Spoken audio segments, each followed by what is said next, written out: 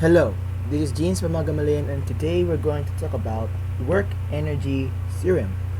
But before tackling that, we must first talk about kinetic energy.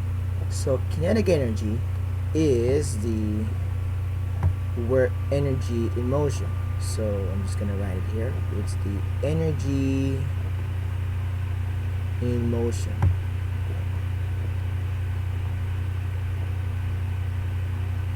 Okay, and it is a scalar quantity. It means that it has no direction in space, and it is always positive or zero, and its units are the same as the units of work.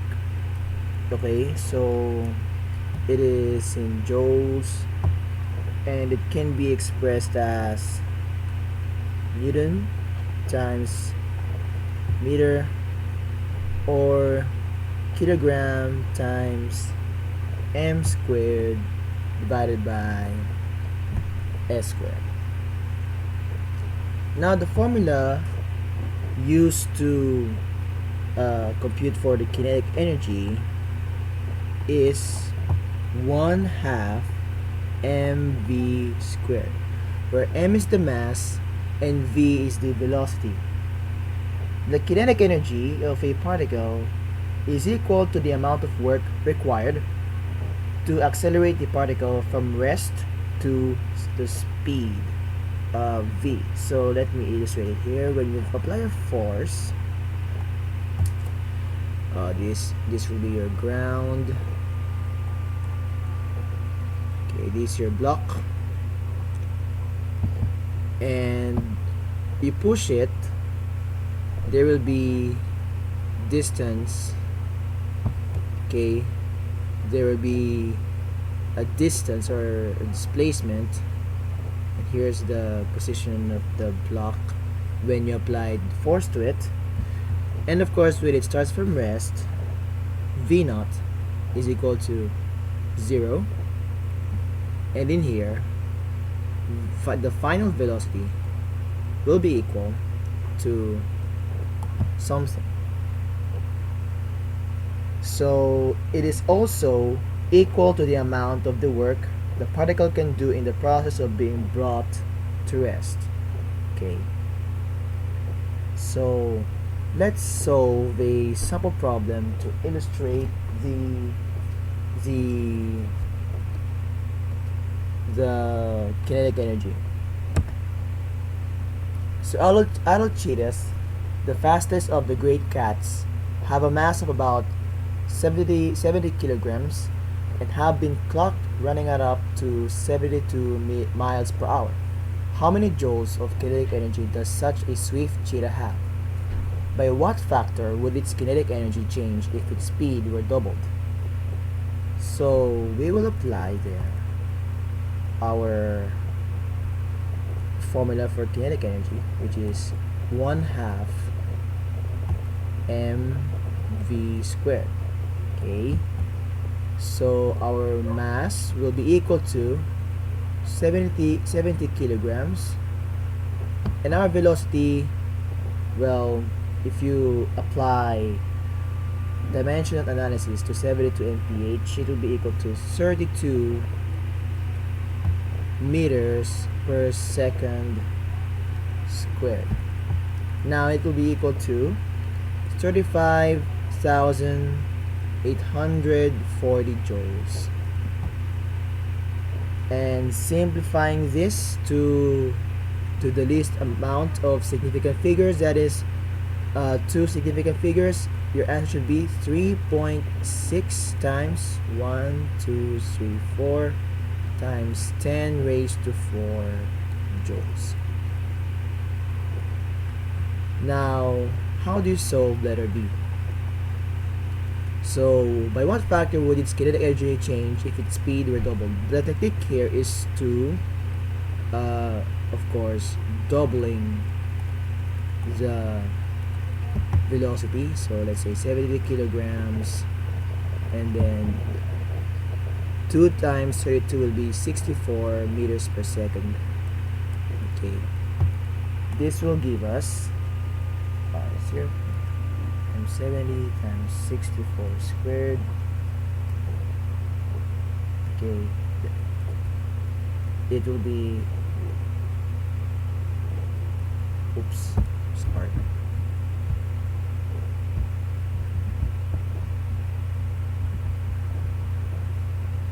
it will be 14360 joules. Now dividing that into what we got earlier. Okay, so divided by 35,840 joules. That will give us a value 4. So I just made this K1, K2. So KE equals K2 divided by K1 equals 143 times 360 joules divided by 35,840 joules equals 4. So the factor that would so the factor would be 4 for letter D.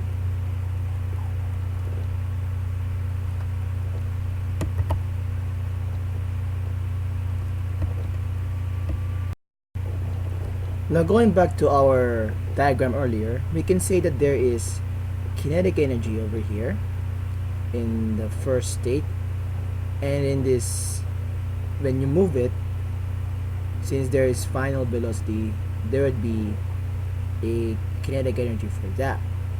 So let me write the what I mean for that. So I'll use yellow. So in here there is kinetic energy, so I'll label that as KE naught. That will be 1/2 mv naught squared, and in here I will label that as KEF, and then I will use VF to denote the final velocity. Okay, now this is when you subtract the final kinetic energy to the initial kinetic energy, that will give you delta kinetic energy. So we can say now that work is equal to the dot product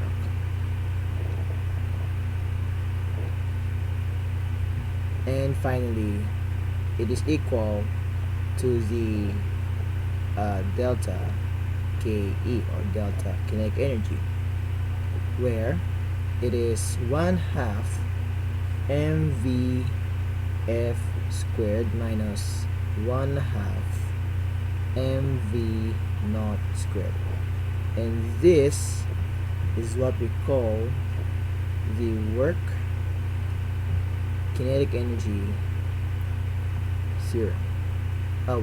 Work energy theorem rather. Work energy theorem. So I'm just gonna erase that.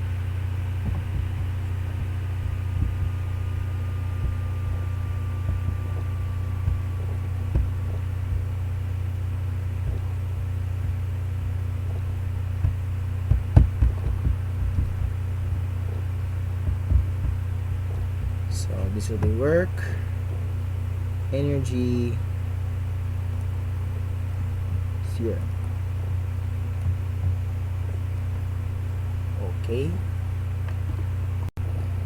Okay, so let's try solve this problem. Feel free to pause the video if you want to solve it. So let's draw a diagram for this problem.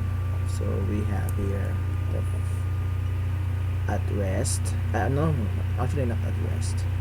It says here that it is moving at 3.21. We're drawing the boxes at the point A, which is this one. So at point A, its speed is 3.21 meters per second. I'm just gonna add there and there. Okay, and it is sliding towards there. So at point B, the velocity is 1.25 meters per second. So how much work was done on the book between A and B? So in this case, we're going to apply the kinetic energy theorem. Why? Because first of all, there's no force given, and second, there's no distance given. So letter A, it will be work equals delta K. Now this is equal to 1/2 m times Vf squared minus V naught squared. Is going to be 1/2 1.50 times 1.25 squared minus 3. Oops, we're running out of space, so I'm just gonna delete that one. Erase. Okay, minus 3.21 squared. Computing that on your calculator will give you negative 6.5562 joules. And then simplifying this or minimizing this into 3 significant figures, because all of the givens over here are expressed in 3 significant figures, so this should be negative 6.56 joules. Okay, next we have here the letter B, which asks for how fast is it moving at point C when your work. So we're missing here the value, so this should be negative 0.75 joules, and then this will be positive 0.750 joules. Okay, so letter B asks us how fast is it moving. So we're going to use the kinetic energy theorem again, so delta Ke, and then this will be equal to negative 0.750 joules. Okay, so it is from here, just substitute it in W. Then we have a 1/2 1.5 Vf squared minus V naught squared.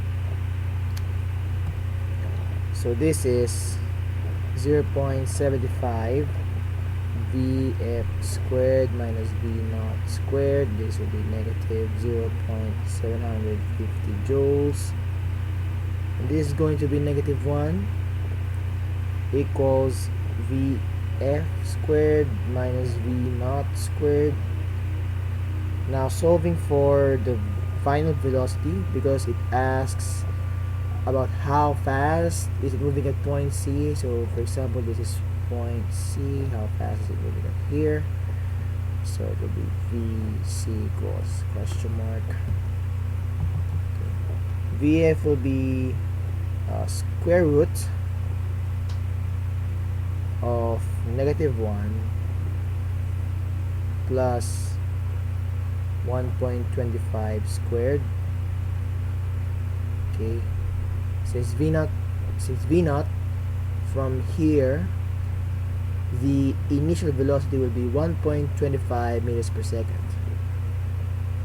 Computing that on your calculator will give you a value of 0.750 meters per second.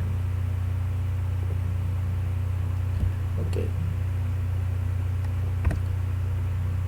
so I'm just gonna put here negative 0.750 joules.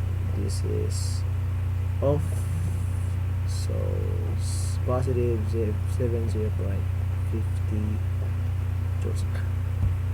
So in letter C, we're asked to compute for the velocity at C if the work applied is positive 0.750 joules.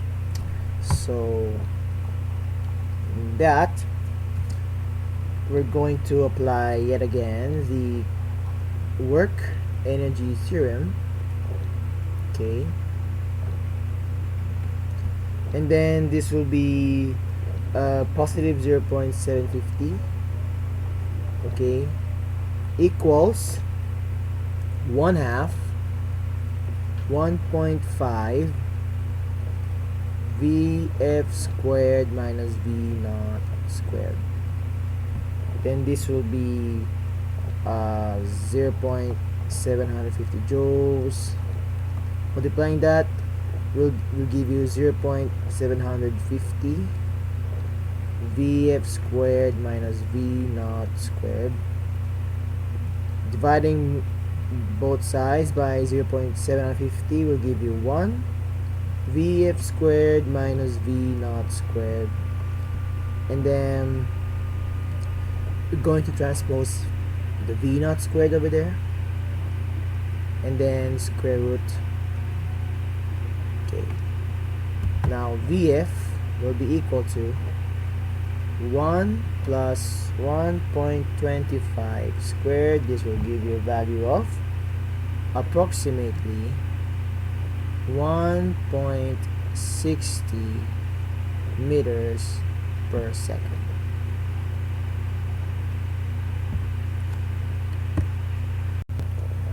Okay, so we're going to solve this problem. Now we're asked to use the work energy theorem to find the rock speed just as it left the ground and its maximum height. So let's first draw a diagram to visualize this problem better. So we threw the rock. Let's say it's on the ground level. Then in here, when the height is equal to 15 meters, your velocity is 25 meters per second. Okay, so we will use the work energy theorem to find the rock speed. So I'm just gonna change the ink color. Just gonna make it white. Now work will be the mass, or rather the weight of the rock multiplied by the height, which is 15 meters, and of course the direction of this row, that is at 0 degrees. So we'll write here the formula, so delta KE, then W will be equal to force times distance times cosine theta equals 1/2 mVf squared minus V naught squared. Now your force will be, oh by the way, this will be negative because your work, the application of your force is downward. Okay, so everything will be negative as well, and this will be negative. So negative 20 newtons times distance is 15 meters, and your angle cosine 0 degrees equals 1/2 m is 20 newtons divided by 9.81 ms squared. Where do these values come from? Remember that weight is equal to mg. Solving for m, it will be weight divided by gravity. So your weight is 20 newtons, and the value of the gravity constant is 9.81 meters per second squared. Then Vf squared is 25.0 meters squared, and then since your just put a bracket over there.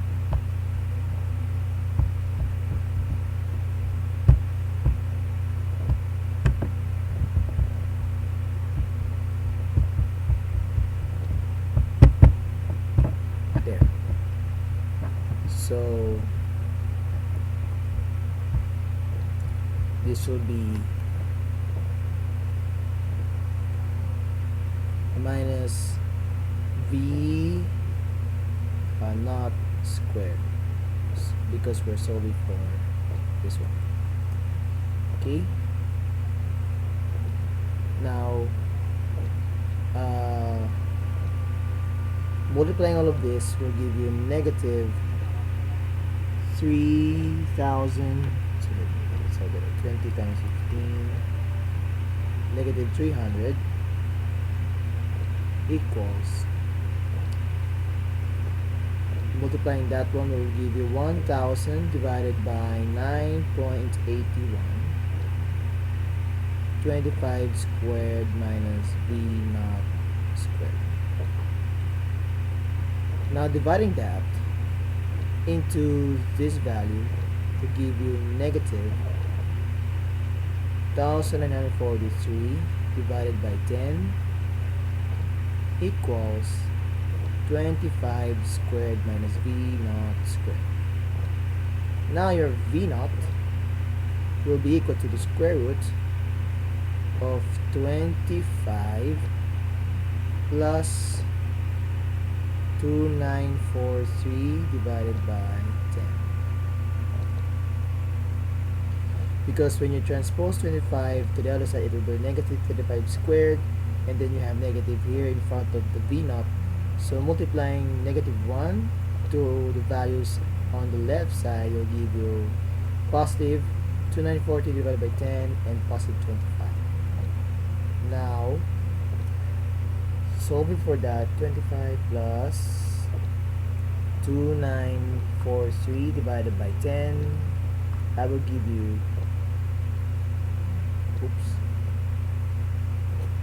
I just forgot the squared over here. Okay, square.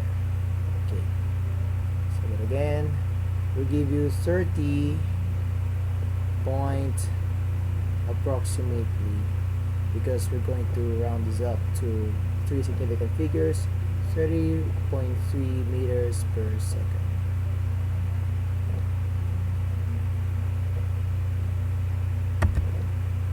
Now we already have the value of the v naught.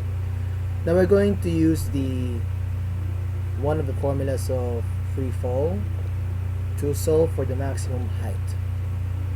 Now that is, we're going to use this equation, v naught squared equals v naught squared minus 2g delta y max. So this is how you denote your maximum height. G is the acceleration due to gravity. We notice that we replaced a with g because the acceleration present during the free fall is acceleration due to gravity. Now, solving for delta y max in this equation, we will have v squared minus v naught squared over negative 2g and this will be equal to delta y max. Now, in free fall, when it is at its peak or in its maximum height, the final velocity, or v in this case, will be 0. So I'll write there 0 squared minus v naught squared. The v naught squared is what we solved earlier, and that is 38.3.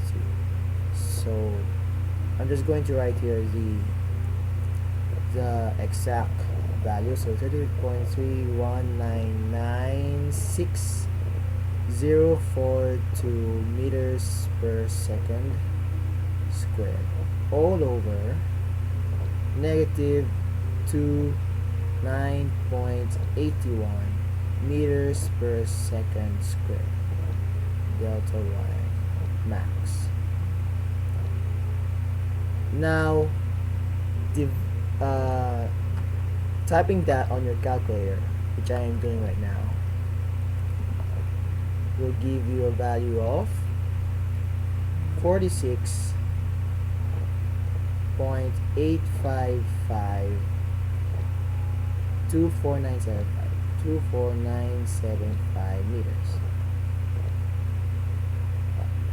Minimizing that into three significant figures, your answer should be 46.9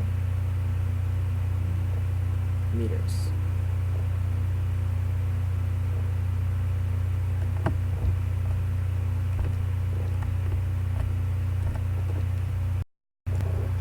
Okay, so we're going to solve this last problem in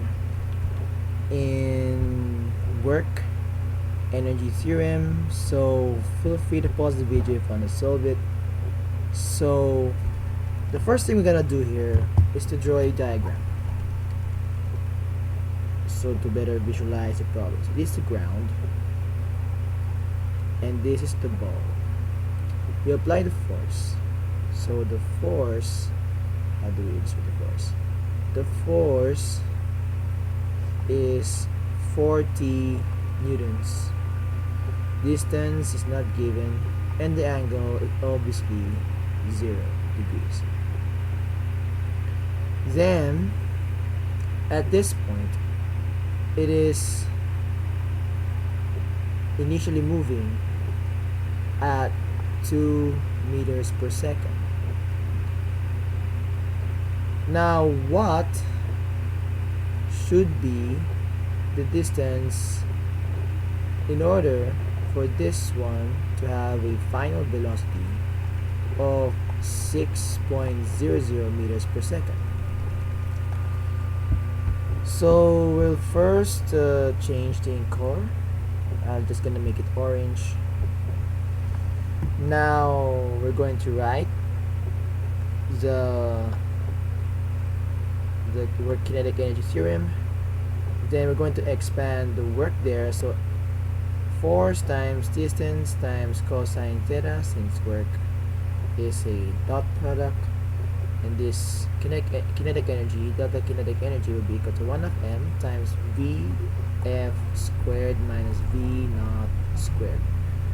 Now dividing both sides by force times cosine theta, we will have force times cosine theta 1/2 m v f squared minus v naught squared. Now this is now 1/2 0.42 times 6 squared, because that is our final velocity, minus 2 squared, all over 40 newtons times cosine 0 degrees. Now this will be equal to, when you type this on your calculator, this will be equal to 0.168 meters.